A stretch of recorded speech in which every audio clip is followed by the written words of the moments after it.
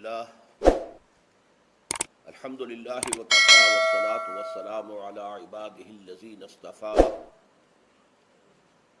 خصوصا علی افضلہم وخاتم النبیین محمد الامین وعلی آلہ وصحبہ اجمعین۔ ہاں، من کان مریضا او علی سفر، جو شخص ہو مریض، بیمار ہو یا سفر پر ہو، فعدۃ من ایام اخر، تو وہ تعداد پوری کر لے دوسرے دنوں میں۔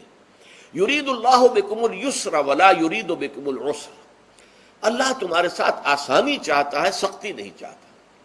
یہ اصل میں کیوں کہا ہے، اس کی وجہ سمجھ لیجئے۔ آج بھی آپ کو اپنے ہاں ایسے لوگ مل جائیں گے جن کا تقویٰ کا تصور اتنا غلط ہو گیا ہے کہ 104 درجے کا بخار ہے، روزہ چھوڑنے کو تیار نہیں۔ بھلے آدمیوں، اللہ نے تمہیں ایک رخصت دی ہوئی ہے تو خام خواہ اپنے اوپر یہ شدت کیوں لے رہے ہو؟ لیکن لیتے ہیں، روزہ چھوڑنے کو تیار، روزہ قضا نہیں کروں گا۔ سفر پر جا رہے ہیں اور روزہ قضا کرنے کو تیار نہیں۔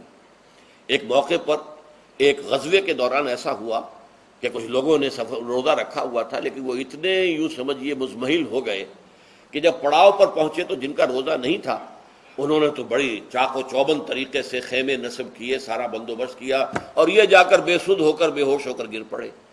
تو حضور نے فرمایا ان کو دیکھ کر، لیس من البر الصیام فی السفر، سفر میں روزہ رکھنا یہ کوئی نیکی کا کام نہیں ہے، یہ نیکی کا غلط تصور ہے کہ جو تم نے اپنے اختیار کر لیا۔ یہ تمہارے اندر تشدد پسندی پیدا ہو رہی ہے۔ دین کے احکام میں جو مقصد ہے وہ کیا ہے؟ یرید اللہ بکم الیسر ولا یرید بکم العسر۔ اسی پر عمل کرتے ہوئے حضور نے فرمایا ہے کہ جو بھی علماء دین ہیں یا جو رہنمایان دین ہیں، ان کا کام کیا ہے؟ آپ نے فرمایا یسروا ولا تعسروا، دیکھو آسانیاں پیدا کرو، سختیاں پیدا نہ کرو۔ دین میں سختیاں پیدا کرنا بھی وہ اسر اور اغلال بن جاتا ہے کہ جس کو رفع کرنے کے لیے اور جس سے لوگوں کو، یہودیوں کو اور تمام اہل کتاب کو نجات دینے کے لیے اللہ تعالیٰ نے اپنے رسول محمد صلی اللہ علیہ وسلم کو بھیجا۔ وَيَضَعُ عَنْهُمْ إِصْرَهُمْ وَالْأَغْلَالَ الَّتِي كَانَتْ عَلَيْهِمْ، کہ جہاں وہ نیکی کا حکم دیتے ہیں، بدی سے روکتے ہیں، پاکیزہ چیزوں کو حلال ٹھہراتے ہیں اور خبیث چیزوں کو، ناپاک چیزوں کو حرام قرار دیتے ہیں، وہیں وہ لوگوں کے اوپر سے وہ بوجھ بھی ختم کرتے ہیں کہ جو انہوں نے خام خواہ اپنے اوپر لاد لیے۔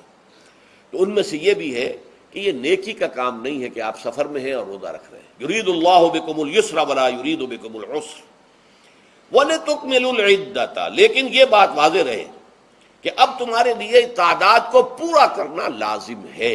یہ نہیں ہے کہ آپ اس کی جگہ پر فدیہ دے دیں تو بات پوری ہو جائے گی، نہیں۔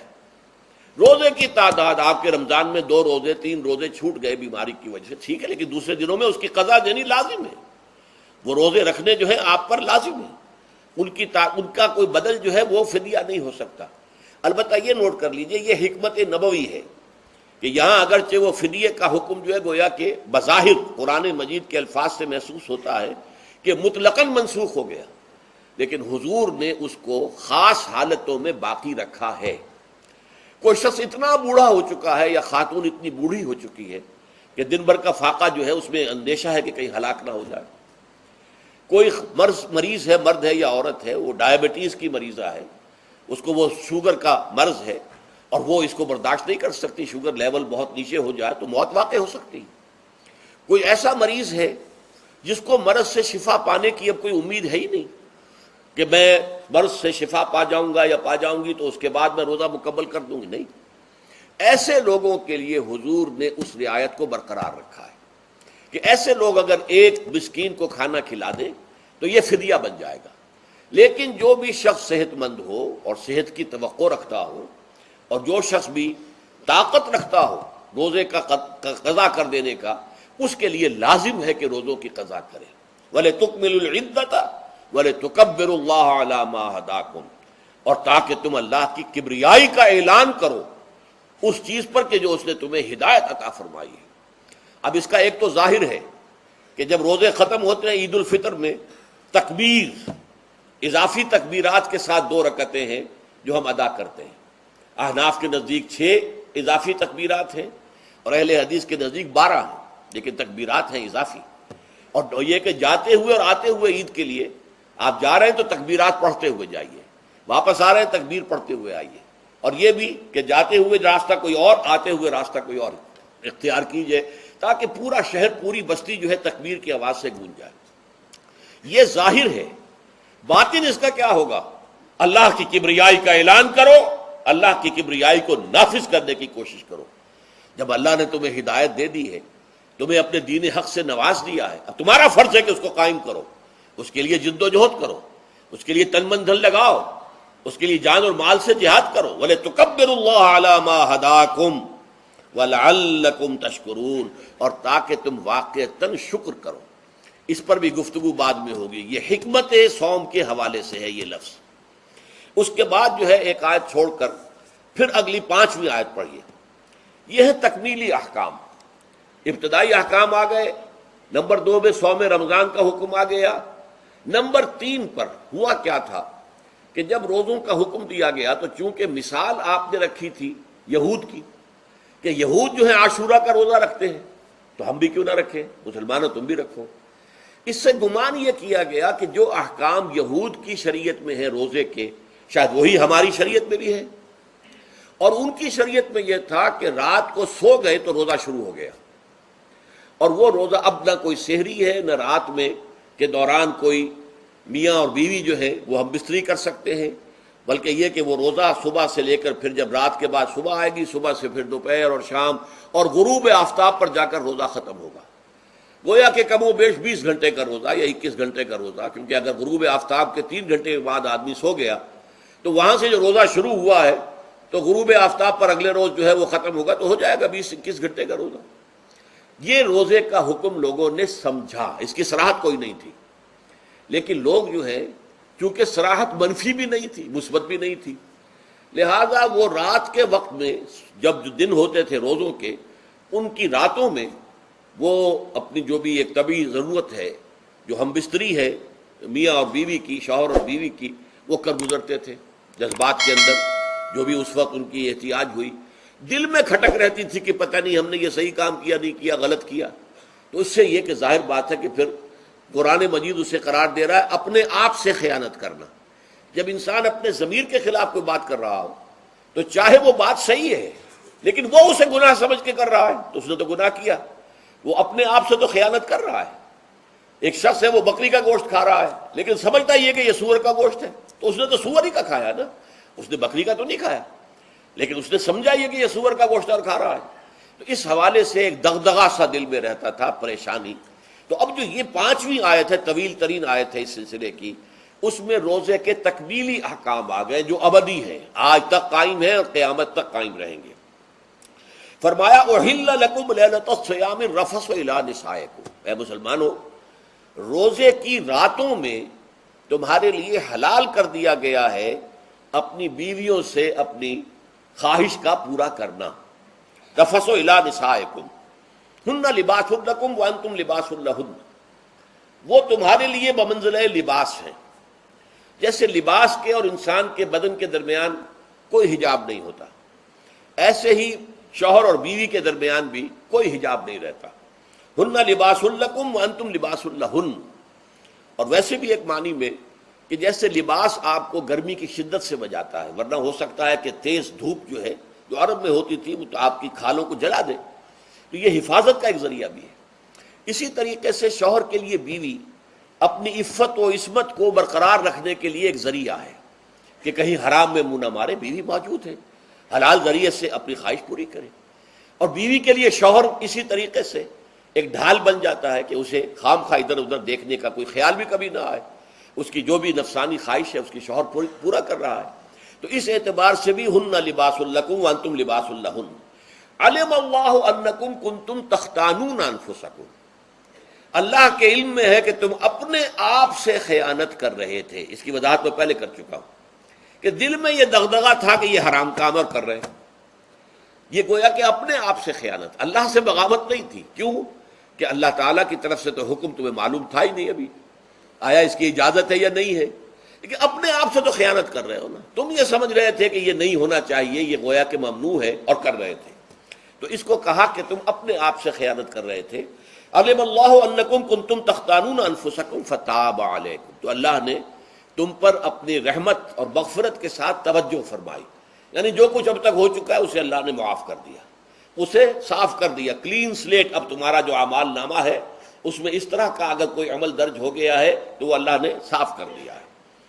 وعفا عنکم، اور تمہیں معاف بھی کر دیا ہے۔ فالآن باشروہن، تو اب تم ان کے ساتھ جو بھی تعلق زن و شو ہے اس کو اختیار کر سکتے ہو۔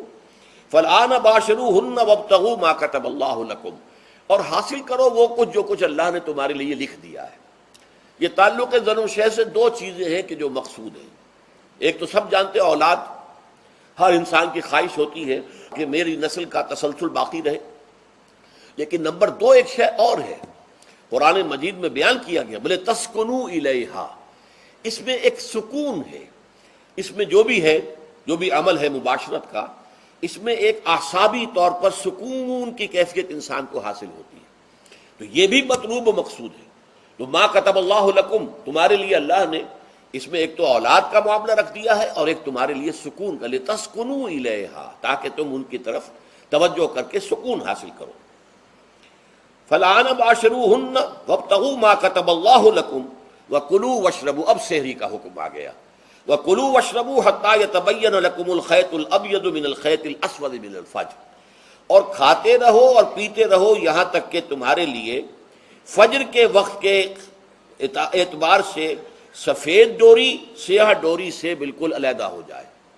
اصل میں اس کو بعض صحابہ نے تو سمجھا کہ یہ لغوی معنی اس کے لیے کہ آپ اپنے تکیے میں ایک سفید دھاگا رکھ لیا اور ایک کالا رکھ لیا، اور دیکھتے رہتے تھے، جب یہ سفید اور کالا علیحدہ علیحدہ نظر آنے لگے تو پھر روزے کا رکھنے کا وقت شروع ہو چکا اور اب کھانا پینا بند کر دیا جائے۔ فرمایا گیا یہ مراد نہیں ہے، یہ جب پاؤں پھٹتی ہے تو اس کے اندر ایک سفید سی لکیر جو ہے افق کے اوپر آتی ہے، یہ ہے مراد، کہ وہ جو سفید لکیر ہے وہ ظاہر ہو جائے اور وہ رات کے اختتام کا گویا کہ ایک اعلان اور علم بن جائے۔ تو وَكُلُوا وَاشْرَبُوا، اب اس کی جو ہے بڑی تاکید کی گئی ہے، تسحروا فإن فی السحور برکۃ، سحری ضرور کیا کرو، اور یہ در حقیقت برکت کا ذریعہ ہے۔ یہ بھی آپ نے فرمایا ہمارے اور یہود کے روزے کے مابین جو فرق ہے وہ سحری ہے۔ یہ سحری، چونکہ روزہ جو ہے وہ فجر سے لے کر اور غروب آفتاب تک ہے، طلوع آفتاب سے نہیں، فجر سے، جبکہ وہ سپیدہ سحر جس کو ہم کہتے ہیں نمودار ہو جائے، طلوع آفتاب کو ابھی 1.5 گھنٹے بعد ہوگا کہیں جا کر، لیکن اس وقت جو ہے روزہ شروع، غروب آفتاب پر ختم۔ اس حوالے سے اس سے پہلے کھانا پینا، اور اس میں بھی فرمایا گیا کہ بعض لوگ بہت زیادہ احتیاط کرتے ہیں، وہ صحیح نہیں ہے، اس لیے کہ فجر کے لیے اذان جب دیتے تھے تو اس میں بعض حضرات ذرا جلدی کرتے تھے، حضور نے فرمایا کہ نہیں دیکھو یہ ذرا جلدی کر دیتے ہیں، اگر تم میں سے کسی کے ہاتھ میں پیالہ ہے، ابھی وہ کچھ کھا رہا ہے، اذان ہو گئی ہے، تو وہ اپنا پیالہ پورا کر لے، اس میں بھی تشدد کی ضرورت نہیں، جیسے کہ اس سے پہلے ہم پڑھ چکے یسروا ولا تعسروا، یرید اللہ بکم الیسر ولا یرید بکم العسر، اللہ تمہارے ساتھ آسانی چاہتا ہے، سختی نہیں چاہتا۔ تو اسی طرح فرمایا وَكُلُوا وَاشْرَبُوا حَتَّى يَتَبَيَّنَ لَكُمُ الْخَيْطُ الْأَبْيَضُ مِنَ الْخَيْطِ الْأَسْوَدِ مِنَ الْفَجْرِ ثُمَّ أَتِمُّوا الصِّيَامَ إِلَى اللَّيْلِ، پھر اب روزے کو پورا کرو رات تک۔ إِلَى اللَّيْلِ میں پھر بڑی بحثیں ہوئی ہیں، اس لفظ کی مناسبت سے اہل تشیع اس کے قائل ہیں کہ جبکہ خوب اندھیرا ہو جائے، لیکن اہل سنت کا اجماع ہے کہ غروب آفتاب اس سے مراد ہے، اس لیے کہ آغاز رات کا غروب آفتاب کے ساتھ ہے، اور اس میں بھی احادیث کے اندر آیا ہے کہ تعجیل کرنی چاہیے۔ بعض لوگ وہی جو میں نے عرض کیا کہ تقویٰ کے تحت جو ہے، جیسے کہ سفر میں بھی روزے رکھتے ہیں، یا 104 بخار کے درجے میں بھی وہ روزہ قضا کرنے کو تیار نہیں ہوتے، ایسے ہی وہ تاخیر کرتے ہیں اپنے تقوی کے حساب سے، کہیں ایسا نہ ہو، کوئی غلطی نہ ہو جائے، کہیں یہ نہ ہو جائے، کہیں وہ نہ ہو جائے، تو پھر اس کے اندر وہ افطار میں، تو آپ نے فرمایا کہ قوم جو ہے اسی وقت صحیح رہے گی جبکہ وہ افطار میں عجلت کے ساتھ، یعنی سحری کے اندر بہت زیادہ جلدی کرنے کی ضرورت نہیں، اگر اذان ہو رہی ہے اس کے دوران بھی اگر کچھ کھا پی رہے ہو تو کھا پی لو، مکمل کر لو۔ اسی طریقے سے افطار کے اندر جو ہے وہ تاخیر کرنے کی ضرورت نہیں، سورج کے غروب کے ساتھ افطار کر لو۔ بارک اللہ لی ولکم فی القرآن العظیم ونفعنی وإیاکم بالآیات والذکر الحکیم۔